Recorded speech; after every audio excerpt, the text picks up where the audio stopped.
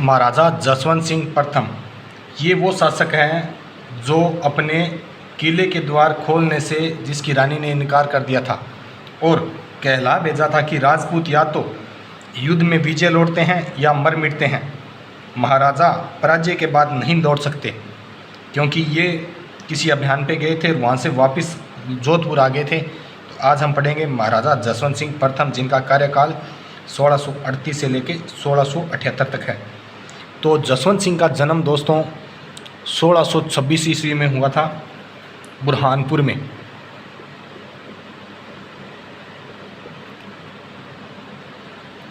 और इनके पिता का नाम था गद सिंह।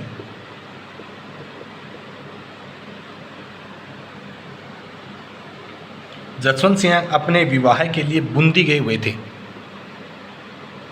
और पीछे से इनके पिता की डेथ हो जाती है।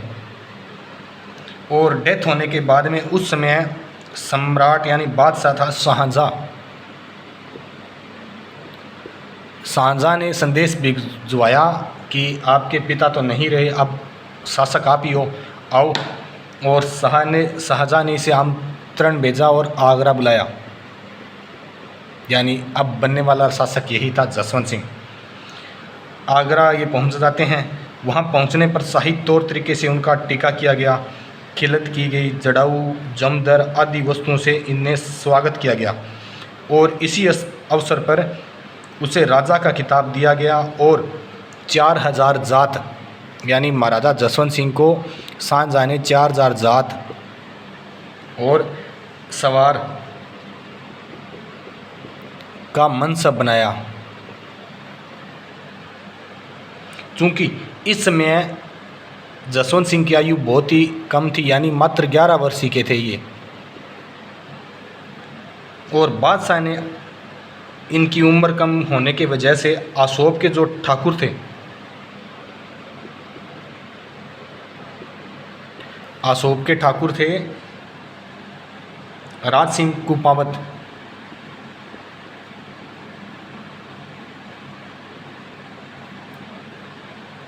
इन्हें 1000 जात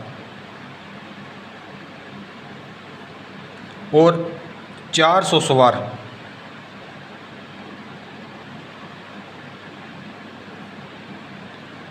का मनसब बनाकर जोधपुर का राज्य मंत्री बना दिया था। यानी शासक तो वही था और मंत्री इसे बना दिया था राज सिंह कुपावत को, क्योंकि उनकी अल्प आयु के दौरान ये राज्य का कार्यकाल देख सकें। और 1645 में इसे आगरा का प्रबंधन सौंपा गया। यानी जब इनकी जसवंत सिंह की उम्र कुछ ज़्यादा अधिक हो गई तो यानी 1645 ईस्वी में इसे शासक पूरी तरह संपूर्ण सौंप दिया गया दिल्ली की ओर से। और 1648 में पहली बार इसे कंधार अभियान पे भेजा जाता है मुग़ल बादशाह की ओर से। तो कंधार अभियान 1648 में जसवंत सिंह जाता है इस अभियान में। और कंधार अभियान के बाद में उत्तराधिकार युद्ध होता है मुग़ल बादशाहों के बीच, जो 1657 और 58 की बात है। तो इसने ना जसवंत सिंह ने ना औरंगजेब के विरुद्ध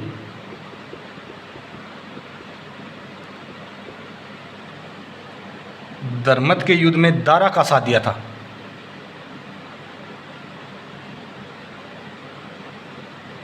यानी दोनों भाई थे दारा और औरंगजेब, इन दोनों के बीच युद्ध होता है धर्मत का, जो 1657-58 में होता है, जिसमें ये साथ देता है जसवंत सिंह दारा का और औरंगजेब का ये विरुद्ध होता है। लेकिन कासिम खान के विश्वासघात के कारण दारा पराजित हो जाता है। इस युद्ध में दारा शिकोह है ना जो हार जाता है और औरंगजेब विजयी होता जाता है। यानी यहाँ से ये हार गया और हारने के बाद ये वापस आता है जोधपुर अपने राज्य में। और हारने के बाद इसकी रानी है उदयपुरी रानी। ये रानी अपने किले के गेट बंद कर लेती है और कहला भेजती है कि राजपूत या तो विजयी होकर लौटते हैं या मरकर लौटते हैं। हार कर कोई नहीं लौटता और इसकी रानी सती होने की तैयारी करने लगी, क्योंकि उस समय अगर आदमी मर जाता था तो औरतें सती होती थी। तो ये हार गया तो इसके लिए, रानी के लिए ये एक प्रकार से मर ही गया। यानी राजा हार नहीं सकता, या तो मर सकता है या जीतो।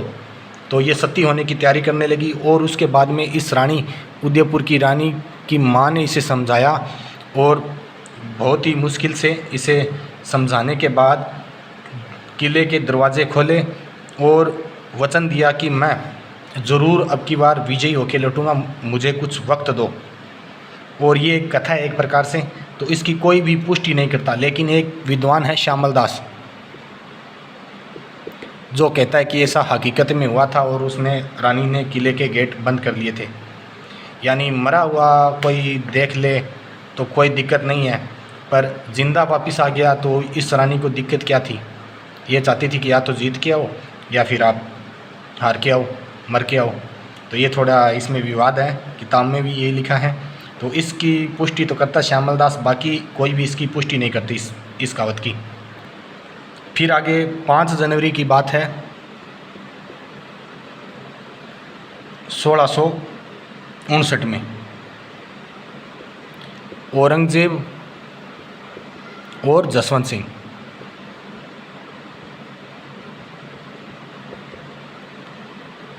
खजुआ के मैदान में ये दोनों होते हैं और दोनों में किसी कारणवश अविश्वास उत्पन्न हो जाता है, जिसके कारण जसवंत सिंह औरंगजेब के शाही खजाने को लूटकर जोधपुर आ जाता है।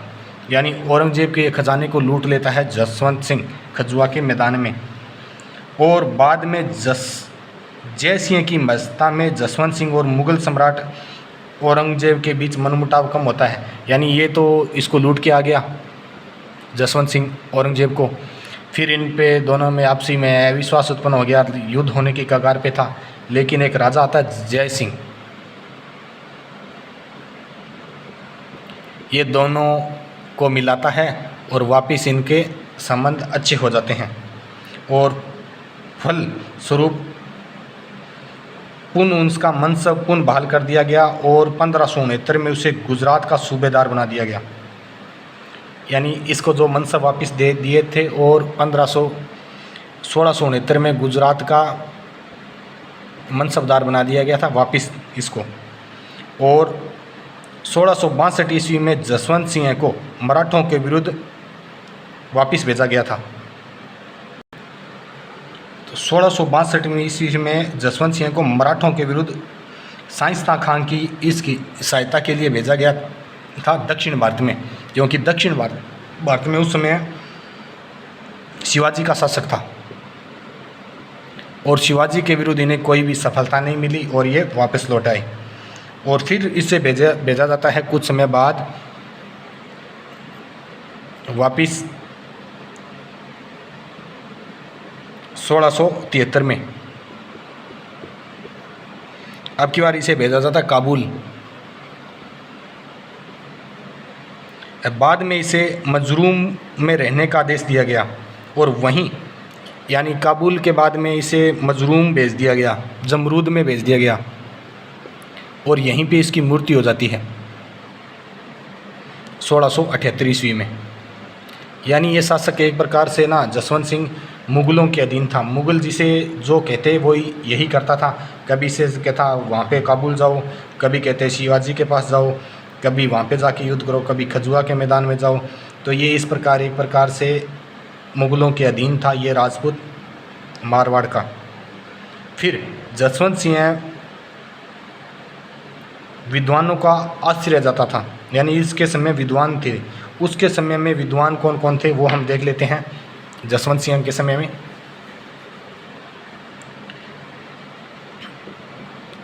सूरत मिश्र का नाम आए तो ये इसी के समय था।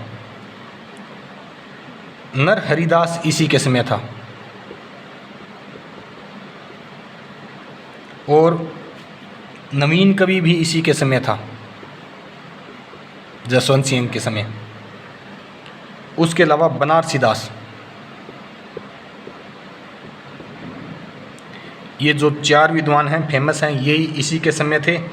और एक मंत्री था इसका मुहैत नैन्सी, ये भी इसी के समय था, मुहैत नैन्सी, जिसने नैन्सी ख्यात लिखी है। मारवाड़ा परगनारी विगत इसने लिखी है। तो ये था दोस्तों जसवंत सिंह, जो एक प्रकार से मुगलों के अधीन था।